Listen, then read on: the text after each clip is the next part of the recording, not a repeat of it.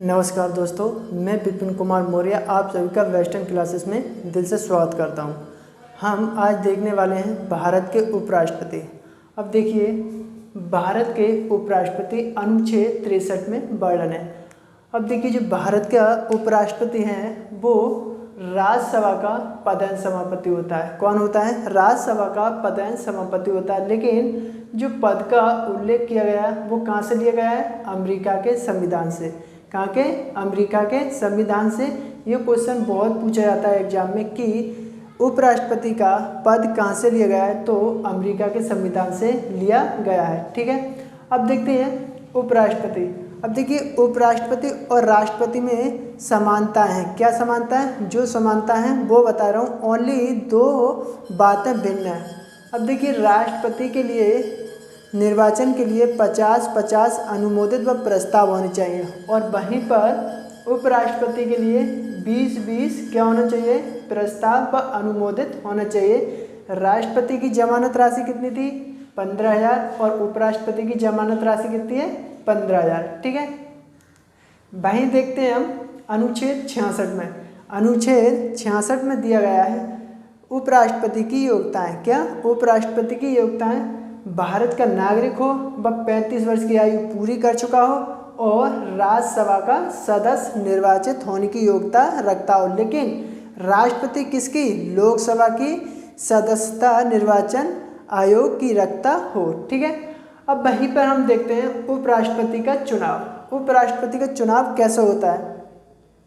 देखिए, उपराष्ट्रपति का चुनाव लोकसभा और राज्यसभा और संसद के जो मनोनीत सदस्य हैं वो उपराष्ट्रपति के चुनाव में भाग लेते हैं। ठीक है, लेकिन आपको बड़े ध्यान से पढ़ना है। जो विधानसभा के चुनाव हैं, यानी कि विधानसभा के सदस्य हैं, वो राष्ट्रपति के चुनाव में तो भाग लेते हैं, लेकिन उपराष्ट्रपति के चुनाव में भाग नहीं लेते हैं। अब देखिए, विधानसभा बहुत ही ज़्यादा ध्यान से आपको देखना है। विधानसभा के सदस्य उपराष्ट्रपति और राष्ट्रपति यानी कि दोनों के चुनाव में भाग नहीं लेता है। ठीक है, फिर देखते हैं अनुच्छेद 67 में। अनुच्छेद 67 में क्या है?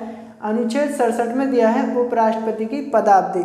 पदावधि कितने साल तक है? ओनली 5 साल तक अपनी पदावधि के दौरान बैठ सकता है। ठीक, लेकिन 5 साल से पहले भी त्यागपत्र देना पड़ जाता है, या त्यागपत्र दे सकता है, लेकिन उसे 14 दिन पहले सूचना देना पड़ेगा। लेकिन इसको आप टिक मार लीजिए, क्योंकि ये वाला क्वेश्चन सबसे ज़्यादा एग्जाम में पूछा जाता है। फिर आता है अनुच्छेद 97। अनुच्छेद 97 में उपराष्ट्रपति का वेतन भत्ते के बारे में वर्णन दिया गया है, लेकिन जो उपराष्ट्रपति का वेतन है वो संविधान में उल्लेख नहीं है। राष्ट्रपति का वेतन संविधान के द्वारा नहीं दिया जाता है। उसका जो वेतन मिलता है राज्यसभा के सभापति के पद का मिलता है। लेकिन जो उपराष्ट्रपति का पदावधि के समय उपराष्ट्रपति का हम कोई भी वेतन में कटौती नहीं कर सकते, और जो वेतन दिया जाता है वो कैसे दिया जाता है?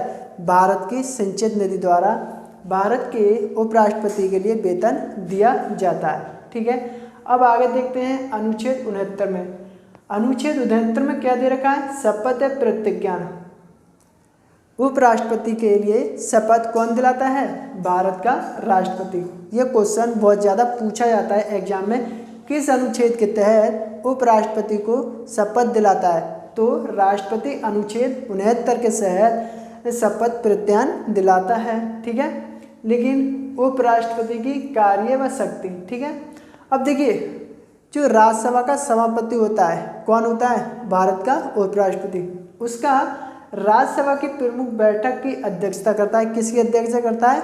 राज्यसभा की अध्यक्षता करता है, तथा अपनी राज्यसभा की कार्यवाही का शक्तियों का संचालन करता है, तथा अपनी बैठक में अनुशासन कायम रखता है, और अपनी अध्यक्षता में प्रस्ताव पारित करता है, तथा और बोलने की अनुमति देता है। ठीक है, तो ये तो हो गई उपराष्ट्रपति की शक्तियाँ व कार्य। ठीक है, अब देखते हैं हम भारत का प्रथम उपराष्ट्रपति कौन था। देखिए प्रथम उपराष्ट्रपति कौन थे, डॉक्टर सर्वपल्ली राधाकृष्णन, और दूसरे नंबर के कौन थे, डॉक्टर जाकिर हुसैन। लेकिन एक बात ध्यान रखना है, डॉक्टर सर्वपल्ली का कार्यकाल कितना था, 2 वर्ष। कितना था, 2 वर्ष, ठीक है, 2 वर्ष में मिलकर 2 कार्य।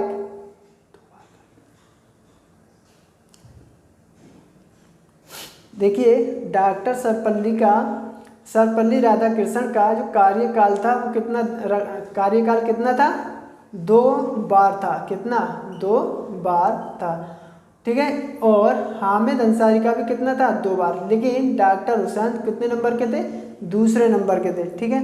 अब सबसे ज़्यादा जो मेन इम्पोर्टेंट बात है, अब इसको देखते हैं हम, जरा एक नज़र मार लेते हैं, क्योंकि भारत के मान्यवादी यहाँ से हर एक एग्जाम में 1 या 2 क्वेश्चन एग्जाम में पूछे जाते हैं। अब देखिए the attorney general of India, ठीक है, भारत का न्यायवादी। अब भाग 5 में भारत का न्यायवादी के बारे में वर्णन है। अनुच्छेद 76 में मान न्यायवादी का वर्णन है। लेकिन इसका कार्य क्या है, भारत सरकार के विधिक मामलों में सलाह देना, ठीक है। और ऐसे व्यक्ति को राष्ट्रपति के द्वारा मंत्रिपरिषद की सलाह से चुना जाता है जो कि सर्वोच्च न्यायालय के न्यायाधीश की योग्यता रखता हो।